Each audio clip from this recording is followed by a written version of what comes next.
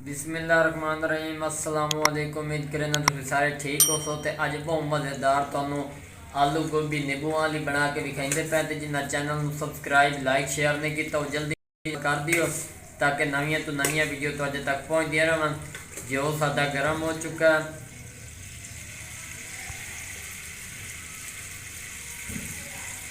है, गर्म हो चुका है। हुण असीं इहदे विच प्याज पाइंदे पे हैं। 3 प्याज सब बरीक बरीक कर लेने। बिस्मिल्लाहिर्रहमानिर्रहीम। 3 प्याज इंसान इहदे विच पा दिते ने। इन्हां प्याज़ां नूं असीं चंगी रीत भुन लईसूं। इंशाअल्लाह तुहानूं मज़ा आउंदे नाल नाल तुहानूं विखाई जासूं। चैनल नूं लाइक सबसक्राइब करना ना भुलिया मिस्टर डॉट 478 दे नाल। इंशाअल्लाह तुहानूं मज़ा आएगा। इन्होंने असीं भुन लैने। उस तो बाद असीं तुहानूं इनकी शिकल विखाइने। माशाअल्लाह जी सुबहान अल्लाह। चेक कर लो प्याज साढ़े रोस्ट हो चुके हैं, भुज गए हैं। बहुत ही खूबसूरती इहदे नज़र आती पई है। हुण असीं इहदे विच पैंदे पे 2 नींबू ते 4 टमाटर 5 मिर्चां ते थोम ते अदरक। बिस्मिल्लाहिर्रहमानिर्रहीम। माशाअल्लाह जी इनू असीं अच्छी तरह मिक्स कर देने प्याज़ां दे विच। हुण असीं इहदे विच दूजे मसाले पैंदे पे नाल नाल तुहानूं विखाई जासूं। इंशाअल्लाह तुहानूं मज़ा आउंदे। 1 चम्मच साबित धनिया जासन, आधा चम्मच गरम मसाले का पाउडर, आधा चम्मच लाल मिर्च का पाउडर, आधा चम्मच नमक, आधा चम्मच हल्दी। मसाले असां इहदे विच पा दिते ने। इन्होंने असीं अच्छी तरह मिक्स कर लैने। चेक कर लो इन्हों की भुनी ला के ना VIP करके। उस तो बाद असां इहदी तुहानूं शिकल विखाईसूं। इंशाअल्लाह तुहानूं मज़ा आउंदे नाल नाल गाइड की जासूं। साडे नाल जुड़े रहिया। माशाअल्लाह जी आ चेक कर लो ग्रेवी साडी बहुत सोहनी तैयार हुई है। जिवें प्याज रोस्ट होए ने इस तरह भुनी भी चंगी लग गई है, मज़ेदार। तो हुण असीं इहदे विच पैंदे पे हैं आधा किलो गोभी ते आधा किलो आलू। बिस्मिल्लाहिर्रहमानिर्रहीम। चेक कर लो फ्रैश सब्जी इहदे विच असीं पैंदे पे हैं। नाल नाल तुहानूं गाइड कीती जांदे पे हैं। इंशाअल्लाह तुहानूं मज़ा आउंदे। इस तरह साडे नाल जुड़े रहो। चैनल नूं सबसक्राइब लाइक शेयर ज़रूर कर दिया ताकि जो नवियां तो नवियां वीडियो तो अज तक पहुँचदियां रहन बहुत ही कम खर्चे दे विच।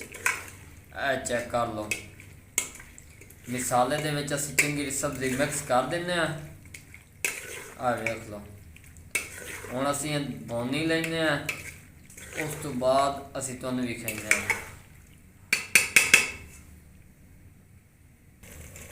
माशाअल्लाह जी चेक कर लो भुनी लग गई है बहुत प्यारी जी। चेक करो हुण असीं इहदे पानी पैंदे पे हैं 1 गिलास के बराबर। बिस्मिल्लाहिर्रहमानिर्रहीम। इहदे नाल उसी साडी गोभी भी गल जासी, आलू भी गल जासन। सुक्की भुनी गोभी आलू असीं तैयार करांगे वो भी लैमन वाली। तो इंशाअल्लाह तुहानूं मज़ा आएगा। नाल नाल गाइड की जासूं। अगले वक्फे फिर मिलांगे। माशाअल्लाह जी चेक कर लो गोभी साडी काफ़ी हद तक गल चुकी है, आलू भी कुछ गल गए हैं। हुण असीं इहदे विच पैंदे पे सब धनिया खुशबू कण। बिस्मिल्लाहिर्रहमानिर्रहीम। इहदे नाल एक लुक जी बन जाती तो एक प्यारा जिहा टेस्ट बन जाएगा इहदे। चेक कर लो इन्हूं असीं इहदे विच मिक्स कर लैंदे अच्छी तरह। चेक करो आलू गोभी इंशाअल्लाह यादगार बनावांगे, तुहानूं मज़ा आएगा। हुण असीं इहदी अच्छी तरह पकाई करांगे। उस तो बाद फिर तुहानूं असीं इहदी लुक विखाइने। माशाअल्लाह जी चेक कर लो सालन साडा जिहड़ा मुकम्मल तौर पर तैयार हो चुका। पानी भी खुश्क हो चुका।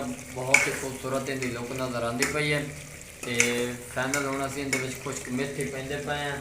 तो मेथी पा के उस तो बाद असीं इहदे विच सिर्फ 1 तो 2 मिनट का वक्फा देसूं ताकि मेथी अपना खुशबू जिहड़ी इहदे विच अच्छी तरह मैल्ट कर दे। तो उस तो बाद असीं तुहानूं उतार के विखावांगे। चेक कर लो जी माशाअल्लाह बहुत ही उम्दा तरीके नाल तैयार की गई है। इंशाअल्लाह तुहानूं पसंद आएगी। तो 2-4 मिनट तो बाद असीं उतार के तुहानूं विखावांगे। माशाअल्लाह जी चेक कर लो बहुत ही खूबसूरत तरीके नाल तैयार किया गया जी। बिस्मिल्लाहिर्रहमानिर्रहीम। सुक्का भुना सालन तैयार किया।